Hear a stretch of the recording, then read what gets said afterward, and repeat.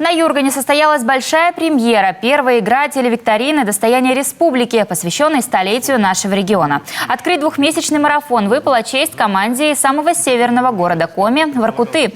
Участники, краеведы, учителя и историки постарались ответить на каверзные вопросы о нашем регионе. А простые воркутинцы поздравили всех жителей республики с нашим общим праздником – столетием Коми. Внимание, вопрос.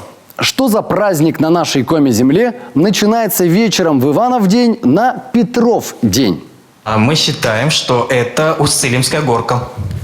Это правильный ответ. Друзья, правильный ответ.